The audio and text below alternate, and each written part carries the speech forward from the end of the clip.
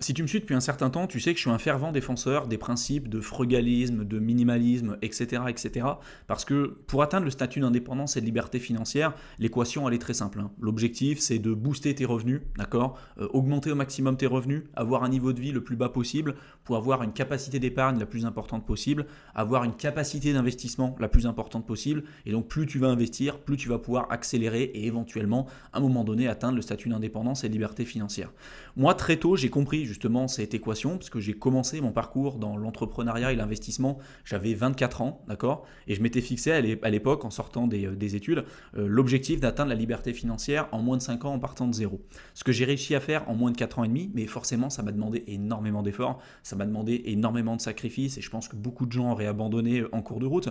Mais rapidement, j'ai compris les bienfaits d'appliquer, si tu veux, dans ma vie, les principes liés au frugalisme et au minimalisme, parce que à la fois ça m'a permis de comprendre que pour être heureux, pour se sentir épanoui, on n'est pas forcément obligé tout le temps de consommer. On peut trouver le bonheur ailleurs que de simplement être dans du marketing à outrance et dans de la consommation à outrance. Donc ça m'a permis de remettre en perspective tous ces éléments-là et en plus de ça, de me pousser et de me faire avancer beaucoup plus vite dans la direction que j'avais décidé au départ, qui était celle d'atteindre, si tu veux, le statut d'indépendance et de liberté financière. Donc là, dans cette vidéo, je vais essayer de te présenter 9 habitudes différentes frugales pour t'aider à investir, parce que le minimalisme, la frugalité, les finances personnelles, l'investissement, pour moi, tout ça c'est lié, surtout si tu veux atteindre le statut d'indépendance et de liberté financière. Donc je vais essayer de te présenter dans cette vidéo 9 habitudes frugales que j'ai appliquées dans ma vie et que je continue toujours d'appliquer dans ma vie, qui m'ont énormément aidé, qui m'ont permis d'énormément accélérer et qui, je pense, toi aussi de ton côté, pourront t'aider également.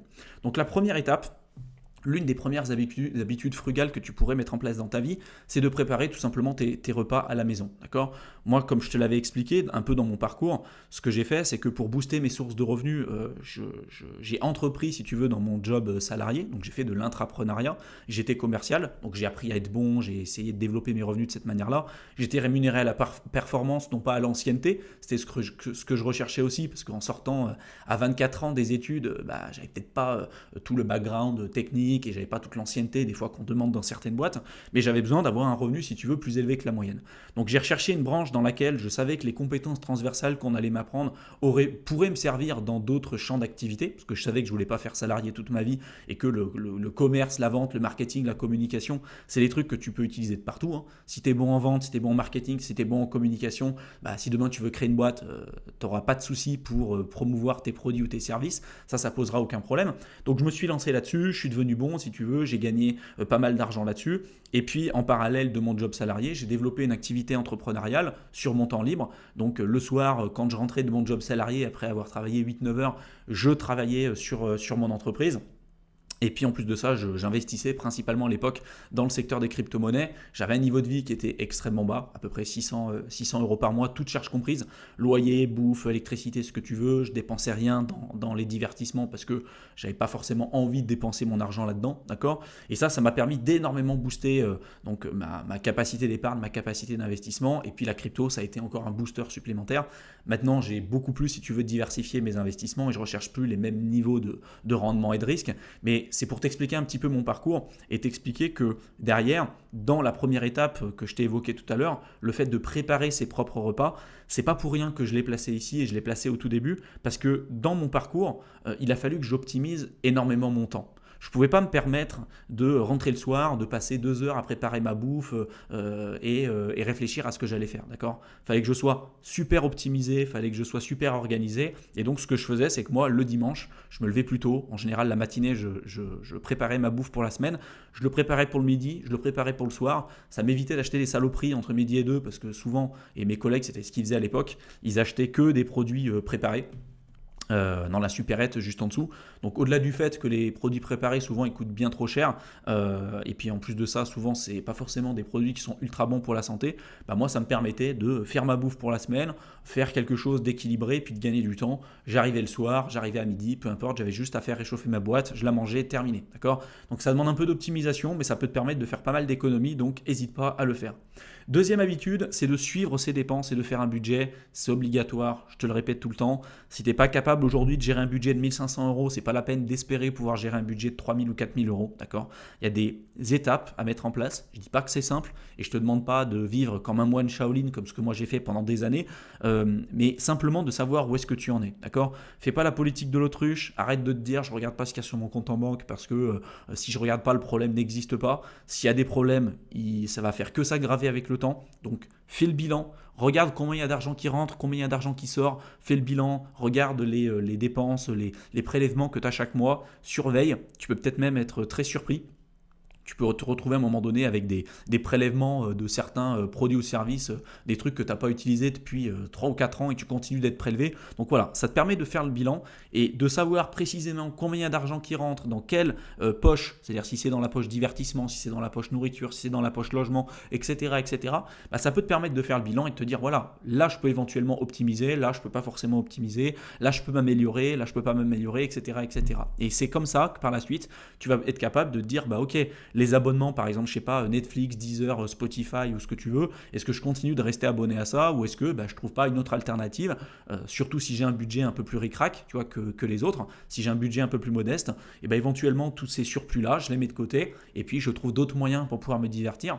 Je t'en parlerai un petit peu plus tard, mais il vaut mieux que cet argent-là, ça soit finalement, si tu veux, dans ta poche, dans ton épargne, pour que tu puisses après les investir, que ce soit sur des ETF, que ce soit dans une formation, que ce soit dans des bouquins pour te développer, peu importe, mais toujours pour objectif de t'aider à atteindre ton indépendance et ta liberté financière, d'accord? Jusqu'à preuve du contraire, Netflix, Spotify, Deezer, c'est pas ça qui va vraiment t'aider à aller plus loin.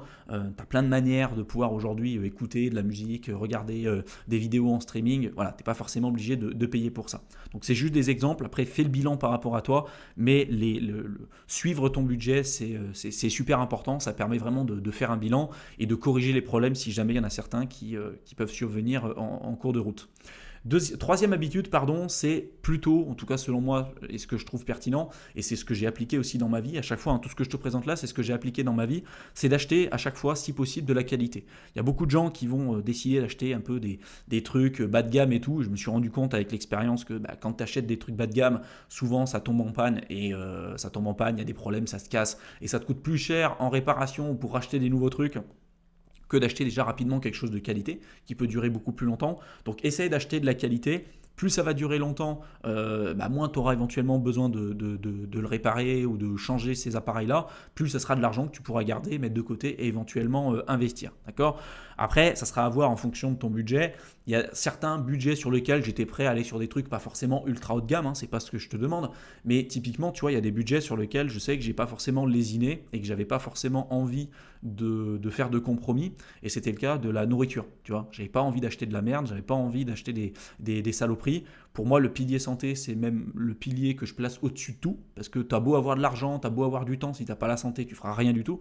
Donc le fait de préserver la santé, c'était un point super important pour moi. Donc j'ai toujours préféré placer plus d'argent dans la nourriture, dans de la bouffe de qualité, que d'acheter, en tout cas d'essayer de faire des économies sur la bouffe. J'allais faire des économies, je peux faire des économies clairement de partout, mais sur la nourriture, c'était un point super important pour moi.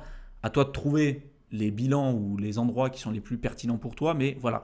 Essaye de privilégier la qualité, que ce soit dans les vêtements, que ce soit dans les appareils électroniques, dans toutes ces choses-là, parce que souvent, encore une fois, ça se casse, il peut y avoir des problèmes et sur la durée, ça peut te coûter beaucoup plus cher.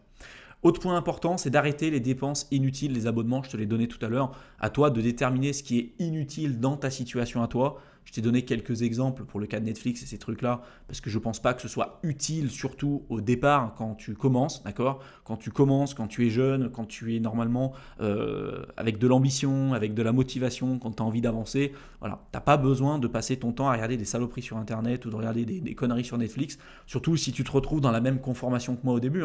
Quand j'étais salarié et que je développais une activité d'entrepreneuriat à côté, j'avais pas le temps, si tu veux, de me poser devant un film en me disant « Ah, c'est bon, je me laisse 2 heures tous les soirs à regarder un truc à la télé ». J'avais pas le temps, d'accord ? Je me levais à 6h le matin, je rentrais le soir, il était à peu près 18h, le temps que je mange, il était 18h30, 18h45, je bossais jusqu'à 22-23h, après j'allais dormir jusqu'au lendemain, tu vois. Et j'ai fait ça pendant 5 ans, d'accord ? Donc c'est un rythme de vie qui est assez compliqué, je te demande pas de faire la même chose, mais pose-toi les bonnes questions. Est-ce qu'aujourd'hui l'argent que tu utilises et que tu dépenses chaque mois, est-ce que ça vaut vraiment le coup et est-ce que finalement cet argent-là il ne serait pas mieux utilisé ailleurs, d'accord? Et quand je te parle d'abonnement, c'est aussi de faire attention à la concurrence, d'accord? Ça peut être ton forfait téléphonique, ça peut être ton forfait électricité, ton forfait d'eau, ça peut être ton forfait internet. Fais vraiment marcher la concurrence, regarde ce qui existe à côté et profites-en pour en tirer le meilleur parti, d'accord? Tout l'argent que tu pourras économiser, c'est toujours mieux que ce soit de l'argent dans ta poche, que tu pourras épargner, que tu pourras investir ou que tu pourras utiliser pour développer et atteindre ton indépendance et ta liberté financière. Autre point super important, c'est d'optimiser sa garde-robe. Pour moi, ça, c'est ce que je faisais, même si je ne suis pas forcément un féru, tu vois, de vêtements et tout. Pareil, c'est un peu comme la voiture, c'est des trucs, clairement, je m'en fous un peu. Mais essayez de l'optimiser pour ceux qui sont un peu, tu vois, dans la mode, surtout pour les filles et tout. Essayez de trouver des vêtements qui sont capables déjà de te durer longtemps, comme je te l'ai dit tout à l'heure, mais en plus de ça, qui sont un peu passe-partout, tu vois. Si t'es un mec et que t'es un peu comme moi, que tu t'en fous un peu de tous ces trucs-là, essaye de trouver des trucs qui passent un peu partout, que ce soit en hiver, tu vois, un peu en été, qu'il fasse beau, pas beau, ou ce que tu veux. Voilà, tu te prends une garde-robe pour les différentes saisons et puis tu essaies de le garder sur la durée parce que les vêtements, ça coûte quand même relativement cher. Et si tu as des trucs qui passent un peu de partout, tu vois, même si les couleurs elles sont pas ultra optimisées, c'est pas très grave, d'accord? Ce qui est important aujourd'hui, c'est pas d'être le plus beau de la street, on est d'accord? L'objectif, c'est de pouvoir mettre de l'épargne de côté, d'investir et d'atteindre la liberté financière. Tes jolis t-shirts, tes jolies couleurs, tes machins, tu les achèteras après quand tu auras de l'argent, quand tu auras boosté tes revenus, quand tu auras atteint tes objectifs. En attendant, on fait des efforts, on est dans l'équipe de gens qui se sortent les doigts des fesses et qui trouvent des solutions, d'accord? Donc optimiser sa garde-robe et pour optimiser sa garde-robe, pardon, c'est un peu comme pour la voiture, tu vois. T'es pas obligé d'acheter une voiture neuve, encore moins une voiture neuve à crédit. Tu as des voitures d'occasion qui fonctionnent très bien, tout comme tu as des vêtements d'occasion aussi qui sont très bien. T'es pas obligé d'acheter sur des vêtements de première main, d'accord, dans des grandes boîtes. Tu peux très bien acheter sur Vinted ou on va dire des lieux de seconde main sur lesquels tu vas payer des fois tes vêtements 70-80% moins cher et qui sont aussi très très bien. Voilà. Donc optimiser ta garde-robe, ça peut être un point important. Moi, c'est ce que j'ai fait. Ça m'a permis d'économiser énormément d'argent. Et tu vois, j'avais clairement pas besoin de faire les soldes et tout. Il y a beaucoup de gens qui se disent: ah bah moi j'ai fait les soldes, j'ai économisé de l'argent. Bah même si t'es arrivé, t'es allé faire les soldes, t'as acheté un truc 60% moins cher, si de toute façon t'en avais pas besoin et t'as acheté un truc pendant les soldes, bah t'as pas économisé de l'argent. T'en as quand même perdu parce que t'as utilisé de l'argent que de toute façon tu n'avais pas besoin d'utiliser à ce moment-là. Tu vois ce que je veux dire? Il y a des gens qui se rassurent, qui se disent: je fais les soldes parce que voilà, il faut que j'en profite parce que c'est les soldes. Mais moi, il y a eu plein d'années où j'ai pas fait les soldes parce que j'avais pas besoin de vêtements, tu vois. Donc même si les trucs ils étaient à moins 60, moins 70%, bah c'est toujours de l'argent que j'ai pas utilisé, pour les vêtements, que j'ai utilisé pour investir et parce que c'était un point super important pour moi, tu vois. Donc voilà, à toi de faire la part des choses comme à chaque fois, mais ça c'est quelque chose qui peut énormément t'aider. Autre habitude super importante, c'est d'éviter d'acheter en général des souvenirs quand tu vas à l'étranger, tu sais, quand tu vas faire du voyage et tout. Moi, je suis quelqu'un qui voyage beaucoup. Et quand tu voyages, souvent, tu as envie de ramener une petite saloperie à la maison. Fais le bilan du nombre de saloperies que tu as achetées quand tu es parti à l'étranger. Où est-ce qu'elles sont aujourd'hui, ces saloperies? Je suis intimement convaincu qu'elles sont dans le grenier, elles sont perdues, elles sont cassées, elles sont parties à la déchetterie ou dans la cave. Ou ce que tu veux, tu les as données, c'est pété ou peu importe. Les souvenirs, je trouve que c'est des saloperies. En général, ça sert à rien. Ça se termine quand même plutôt mal à chaque fois. Moi, j'essaie plutôt de privilégier les photos, les vidéos, tu vois, vraiment les souvenirs dans ce sens-là, parce que ça, c'est des choses que tu seras capable de garder. Ça coûte pas cher non plus de les garder. Si tu veux les imprimer, tes photos, tu pourras les faire, mais je trouve que ça a plus de sens de ramener des souvenirs là-dessus que de ramener des trucs de certains pays, souvent, encore une fois, que tu vas mettre de côté, qui coûtent super cher parce que c'est des attrapes touristes et qui servent à rien. Je préfère mieux utiliser cet argent-là pour investir que de le mettre là-dedans. Voilà. Donc ça, c'est un point qui peut être important pour toi pour optimiser tes finances personnelles.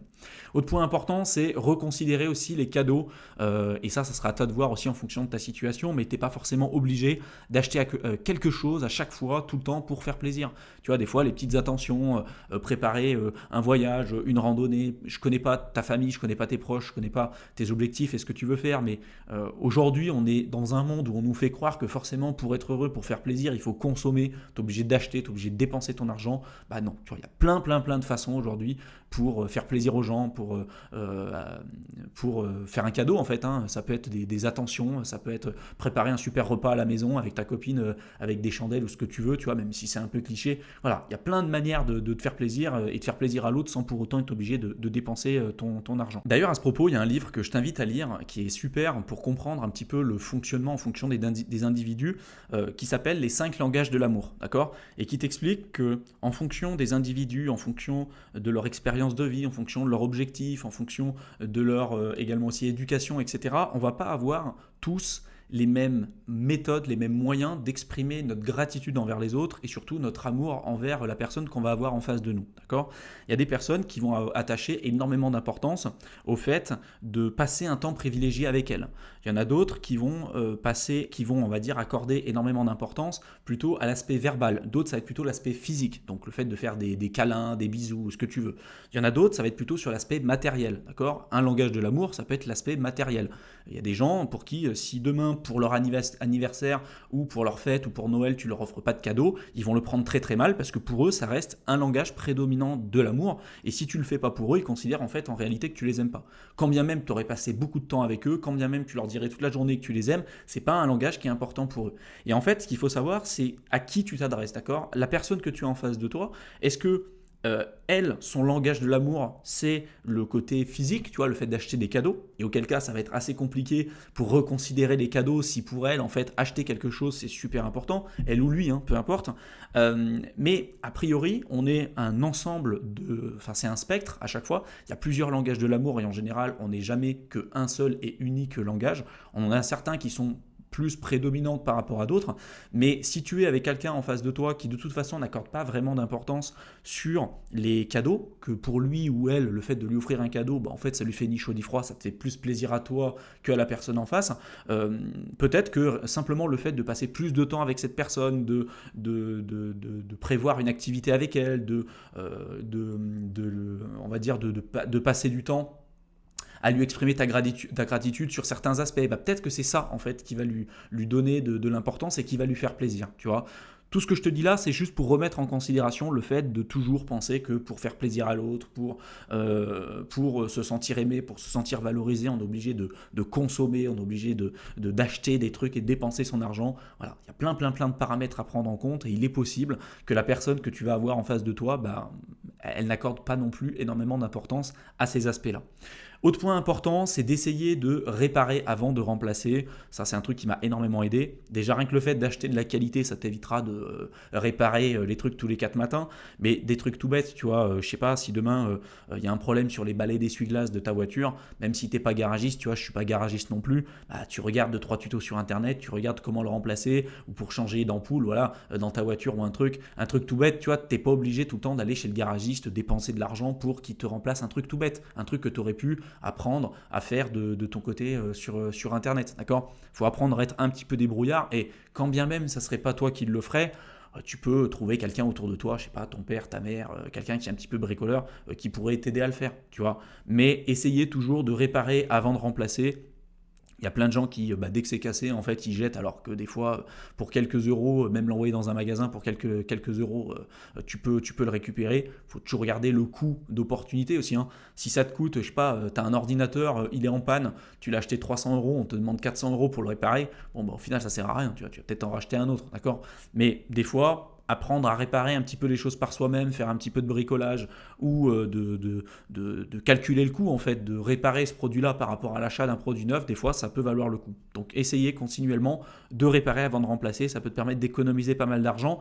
Et enfin, pour terminer cette vidéo, c'est de connaître ses priorités. Pour moi, c'est le point le plus crucial parce que tout ce que je t'ai donné, peut-être qu'il y a des choses qui vont te parler, peut-être qu'il y a des choses qui vont pas du tout te parler, mais t'es pas obligé, tu vois, de sortir tout le temps. T'es pas obligé d'aller voir tes copains ou tes potes toute la journée, d'aller en soirée. T'es pas obligé de faire toutes les sorties, tout ce que tu veux, d'aller boire régulièrement à l'extérieur. Il y a des moments où tu as le droit de dire aussi non, ça rentre pas dans mes objectifs. Donc c'est pas parce que je vous aime pas, c'est pas parce que j'ai pas envie de passer de temps avec vous. Simplement aujourd'hui, ça fait pas partie de mes priorités. Je sais que ça peut être difficile quelquefois de dire non. Et moi, un peu dans mon parcours, il y a eu un peu de souvenirs, si tu veux, que j'ai dû mettre de côté parce que j'avais des priorités qui ont changé aussi depuis. Maintenant que j'ai beaucoup plus de temps, que j'ai beaucoup plus de choix de faire un peu ce que je veux, Mais à l'époque, ma priorité, c'était d'atteindre la liberté financière. Donc je me donnais les méthodes, les moyens de pouvoir y arriver, si tu veux.